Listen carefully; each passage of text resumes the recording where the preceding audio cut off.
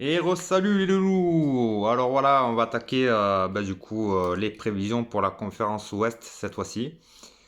Donc voilà, donc conférence Ouest, quand vous ça a pas mal bougé aussi, donc pareil, je vais pas faire franchise par franchise. Je vais essayer de faire un peu plus vite fait. Des surprises, oui, oui et non. Il y a des équipes comme les Warriors pour moi qui vont revenir cette année, qui étaient derniers l'année dernière. Là, ils vont revenir à leur niveau. Peut-être pas premier, mais pour moi, ils vont revenir à leur niveau. Une équipe qui m'impressionne aussi de plus en plus, c'est Dallas. Ouais, Dallas qui m'impressionne de plus en plus.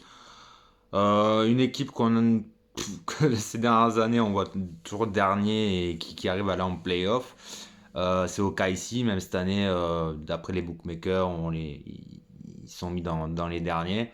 Pour moi, je les vois quand même, pourquoi pas aller décrocher une place en playoff. Pareil, ils risquent d'avoir des play-in de ce côté-là. Un peu plus serré, ouais, je pense entre le 8e et le 11e aussi. Par contre, en haut du tableau, je vois pas énormément de surprises. Donc voilà, donc on va faire un récap vite fait. Donc numéro un, j'ai mis pour le fun, numéro un, ben, les Lakers. Voilà, je pense que eux, par contre, ils sont champions en titre, ils se sont renforcés. Ils se sont renforcés, donc en plus de ça, en s'étant renforcés, je vois pas pourquoi ils perdraient le chip leader cette saison. Euh, toujours, voilà, toujours s'il y a des blessures, c'est toujours pareil. Donc non. Donc non, ouais, je les ai mis quand même premier. Premier de la conf pour moi, les Lakers, pas vraiment de surprise de ce côté-là. Donc voilà, après deuxième, du coup, c'est pour moi la petite surprise. Deuxième, contrairement à l'année dernière. Pour moi, ça serait Dallas, du coup. Ça serait Dallas deuxième. Je sais pas pourquoi, j'ai laissé un peu plus solide cette année, un peu plus costaud. Après, à voir. À voir, après, c'est toujours pareil. En tout cas, dans les 5 mais je les ai mis deuxième. Tout simplement parce que je les vois un peu plus fort que j'ai mis troisième. Un peu plus fort que troisième que j'ai mis Utah. Mais Utah, je les vois un peu plus fort que l'année dernière. Donc c'est pareil, il y a des équipes pour moi qui vont descendre, des équipes qui vont un peu monter. Donc pour moi, ben, donc du coup, j'ai dit deuxième Dallas. Troisième Utah, que je sens aussi solide, costaud. Ça va être dur de les battre cette année, je pense. Euh, donc pour moi, Utah troisième. Les Clips pour moi quatrième. Donc pareil, j'ai descendre un tout petit peu. Euh, Ils ont fait partir un peu les mauvais garçons, les bad boys un peu de la franchise. Ils ont pris des bons gars. Ils ont pris Baka qui va apporter quand même. Après, ben, la question, c'est de savoir le comportement qui va être aussi le rôle cette année de Leonard et de Paul George. Quel vont être leur comportement. Voilà, Paul George a signé un contrat en or, 190 millions d'euros, un nouveau contrat sur 4 ans, je crois. Après, il peut pas se permettre de louper cette saison-là. Mais bon, c'est toujours point d'interrogation avec cette équipe voilà, qui est dû aussi au comportement des franchise players, donc de ces deux-là. Mais je les vois un peu moins que l'année dernière. Donc pour moi, les Clippers 4. Peut-être parce qu'ils vont faire tourner aussi en saison régulière. Peut-être Leonard, il va pas vouloir jouer tous les matchs non plus. Donc voilà, donc du coup, un peu moins que l'an passé. Mais ça reste dans le top 4 pour moi, ou voire le top 5. Donc pour moi, les Clippers 4. À voir avec une autre franchise, du coup, que j'ai mis cinquième, qui va remonter. Ben, justement, on en parlait, c'est les Warriors. Voilà, donc les Warriors, pour moi, ça va remonter quasiment à leur niveau, donc petit à petit. Donc pour moi, cinquième les Warriors. Voilà, devant une équipe qui va un peu baisser, à mon avis. Sixième, pour moi, les Nuggets. Voilà, les Nuggets, je pense, sera un peu moins fort que l'an passé. Bon, même si ça va rester quand même une équipe solide. C'est vraiment serré hein, à l'Ouest, c'est vraiment de grosses franchises avec de très très bons joueurs. Mais bon, pour moi, les Nuggets, c'est un peu en dessous par rapport à l'an passé, mais bon, toujours dans les 6 premiers. Donc, Nuggets, pour moi, sixième. Ensuite, j'ai mis en 7 Portland. Voilà, Portland avec Lillard, ça va rester à peu près à leur niveau. Donc septième Portland. Huitième, du coup la surprise, comme chaque année, on va dire, le OKC. Voilà, OKC assez collectif. Pareil, ça peut varier entre le 8 et le 10, voire 11, du coup après pour les play-in. Enfin, donc OKC 8 et neuvième, ouais, une équipe qui va remonter aussi, c'est les Grizzlies. Memphis avec Morant, ouais, qui va s'affranchir de plus en plus, qui va marquer de plus en plus de points, je pense. Je trouve encore mieux que l'année dernière, tout ce que je l'ai vu jouer là. Donc voilà, un peu plus d'expérience. Memphis, ouais, petit à petit, ça va faire le trou. Donc pour moi, Memphis 9e. Devant, mais du coup, la surprise, ouais, devant Houston. Ouais, j'ai mis Houston 10e. Bah, tout simplement parce que, ouais, le gros point d'interrogation, c'est le Garden. Voilà, bon, c'est sûr que s'il reste, bah, on peut inverser Houston avec OKC. Du coup, Houston peut finir 8 et OKC 10. Mais après, s'il part, du coup, on sait pas. Donc, je sais pas, avec cette franchise, j'en sais rien. Est-ce qu'il va jouer toute l'année, du coup, son bras de fer avec les Rockets, ça commence à devenir un peu pénible pour tout le monde. Donc, Houston 10. Ensuite, 11e, j'ai mis les Pelicans. 11e, les Pelicans. Et puis après, dans le bas de tableau, j'ai mis 12e Phoenix. Ouais, Phoenix qui, bon, que j'ai vu jouer là en match de pré-saison, c'est quand même pas mal. C'est quand même pas mal, mais bon, il y a quand même de grosses franchises, quoi. C'est très très dur à l'ouest et pour pouvoir rivaliser avec, aller chercher une place en playoff, c'est très très compliqué. Il faut vraiment avoir une armada. Et bon, même s'ils vont me proposer, je pense, du beau jeu cette année, les Suns, je les sens peut-être un peu en dessous. Et du coup, ben 13 les Spurs. Bon, je vois pas. Et 14 Kings et dernier, les Wolves. Les Wolves, même s'ils ont eu le premier choix de la draft, donc ça pourrait leur apporter. Donc après, pareil, ouais, allez, entre le 12 et le 15, ça peut varier. Peut-être que les Wolves, si j'ai mis 15, ils font peut-être 12, mais tout ça, ça.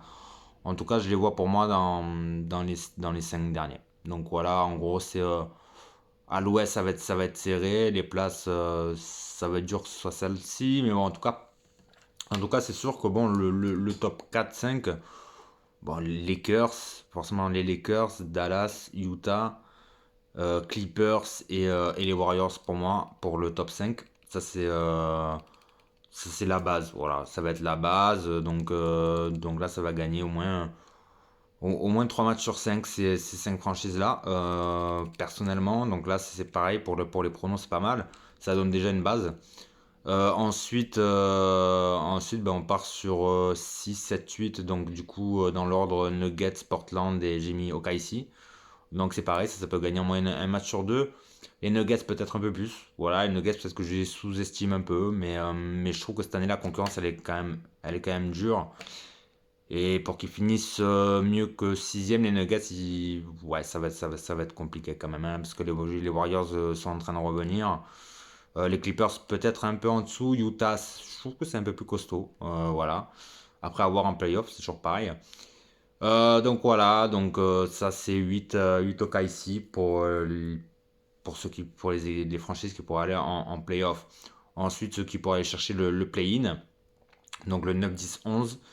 Donc ça serait dans l'ordre toujours Memphis, Houston et les Pelicans. Voilà, pour moi.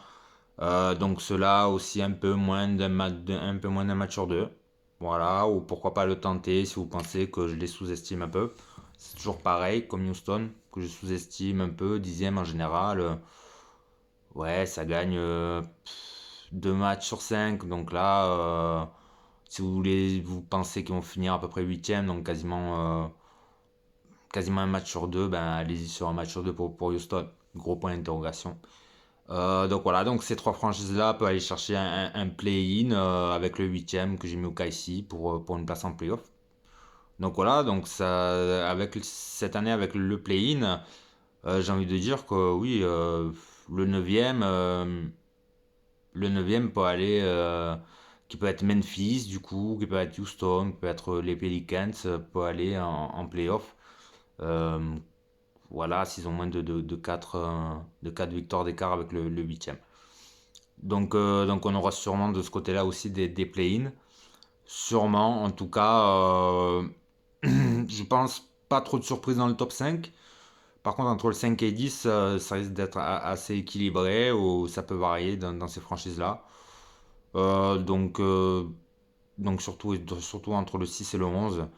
Donc ce qui est Nuggets, Portland, OKC, Memphis, Houston et les Pelicans, pour moi, voilà, ça va être assez serré. Donc ça peut être un match sur deux pour ces franchises-là. Et puis après, ouais, je suis désolé pour les Wolves. Ouais, peut-être qu'il y en a qui les voient y aller peut-être des prochains play-in, voire une place en play-off. Bah, les Wolves, je sais pas pourquoi je les sens pas trop. Comme les Kings et les Spurs et puis Phoenix. Donc voilà, donc ces équipes-là, moi je ne mettrais pas trop vainqueurs cette année.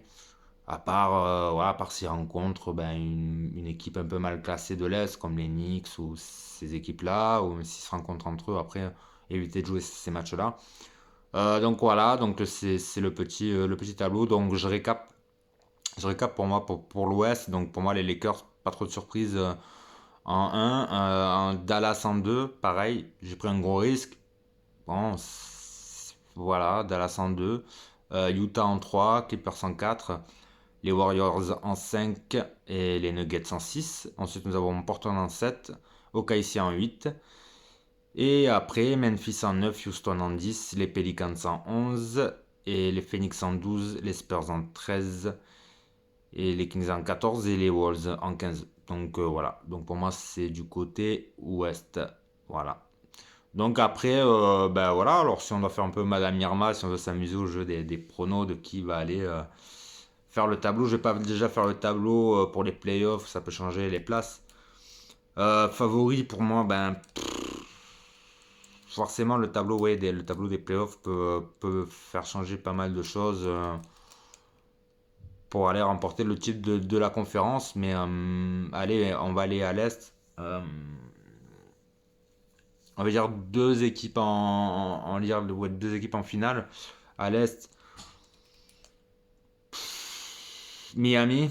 Miami qui peut retenter une finale. Ils auront de quoi faire, je pense. Ils auront l'effectif. Et après, point d'interrogation, pareil, soit les Nets ouais, ou Philly peut-être. Donc je dirais, allez, s'ils se rencontrent pas avant playoff, pour moi, allez, Nets Miami en finale de conf cette année. Et, et allez, ouais, allez, bizarrement les Nets pour aller chercher une place en finale NBA. Et devant Miami, et ça reste à voir l'alchimie entre Irving et Durant, comment ça va se passer cette année. Si ça se passe bien, ben, les Nets vainqueurs de conférence Est pour moi. Si c'est un peu plus compliqué, Miami vainqueur de la conférence comme l'an passé, de la conférence Est. Et attention pour moi, outsider, pour moi l'outsider, ça serait oui, je suis fan donc je suis obligé de les Raptors. Les Raptors qui peuvent aller en finale de conf cette année. Voilà, les Bucks, ben, comme d'hab, ben, non, j'y crois pas. Et Boston, cette année, j'y crois pas trop non plus. Mais peut-être Philly aussi. Donc voilà, donc pour moi, les favoris pour remporter la conférence Est cette année, je mettrais ben, les Nets, Miami. Nets, Miami.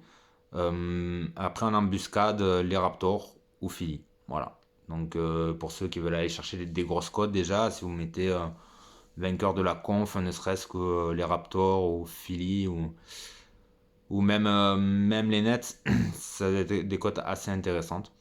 Donc voilà pour moi, le petit prono à l'Est. Et après à l'Ouest, ben, je vois pas énormément de surprises. Forcément favori pour moi vainqueur de la conf Lakers. Donc est-ce qu'on aurait encore la même finale que cette année? Donc favori Lakers. Après, pourquoi pas en embuscade sur une finale de conf, à quelle place ça finit, c'est toujours pareil. Mais les Lakers, on va dire contre le numéro 2. Le numéro 2, j'ai mis Dallas, mais je ne vois peut-être pas forcément aller en finale de conf cette année. Même s'ils ont un peu plus d'expérience. Ouais, pourquoi pas pour faire rêver. Ouais, les Lakers contre les Warriors cette année en finale. Mais bon, pour moi, les Lakers, quand même, allaient en finale NBA. Et du coup, voilà. Finale NBA, je les vois forcément, pour moi, c'est les favoris. Mais comme c'est une petite cote, ouais, les mettre favoris NBA, quoi, doit même pas être à 2,50 à 3. Ils sont favoris, donc voilà, à tenter. À l'Ouest, il n'y a pas énormément de choses à tenter. Je crois que les paris pour être finalistes en conf, je crois qu'ils sont pas sortis ou je sais pas s'ils vont sortir. Donc c'est la seule possibilité qu'il y a à l'Ouest de taper une grosse cote. Taper un finaliste de la conférence Ouest, donc du coup Warriors ou Dallas, ou pourquoi pas Utah, voilà, en finale pour la cote. Après, si vous voulez les mettre, si ça n'existe pas pour les mettre en finaliste de conf, mettez-les en gagnant de la conf. Ça va rester des cotes énormes parce que forcément les Lakers mangent tout. Donc voilà, mais vraiment un petit billet. Donc voilà, pour moi c'est le petit, voilà, la petite intuition. Ouais, Lakers, allez, un Lakers net cette année en finale si tout va bien pour les Nets. Sinon un Lakers Miami, rebelote. Donc voilà, c'est pour moi cette année le petit prono. Donc on va faire comme d'hab. Peut-être pas quotidien, ça va être compliqué, mais au moins hebdomadaire pour faire un peu les pronos quotidiens et des matchs qui vont arriver. Ça commence la semaine prochaine. On va commencer par un Lakers Clippers. J'ai déjà donné le nom du gagnant, mais bon, je vois quand même les Lakers déjà gagner ce premier match-là. Est-ce vraiment une surprise? Je pense pas. Donc voilà, après il y a plusieurs matchs, j'ai pas encore fait les détails, je ferai une vidéo avant, peut-être la veille déjà, pour commencer les pronos. Donc voilà, donc là c'était c'était le récap de cette année, comme je fais chaque année. Voilà, mes petits pronos sur le tableau à l'Est, le tableau à l'Ouest, mon favori pour le rookie, titre de rookie cette année. Ah, j'ai pas fait le futur MVP. Le futur MVP, ben, on va rester sur du LeBron. Ouais, on va rester sur du LeBron en MVP. Voir Butler, pourquoi pas. Bon, on va rester sur du LeBron en MVP. Et puis voilà. Donc voilà, tableau à l'Est, tableau à l'Ouest, rookie, MVP. Et puis voilà, finaliste de conf et gagnant NBA. Donc voilà, c'est tout pour moi. Eh ben, je vous dis à bientôt et portez-vous bien. Prenez soin de vous, prenez soin des autres avec les fêtes qui vont arriver. Donc voilà, je vous dis ben, juste peut-être 2 jours avant Noël, comme ça reprend le 22. Donc voilà, je vous dis ben, à la semaine prochaine. Ciao les loulous, ciao ciao.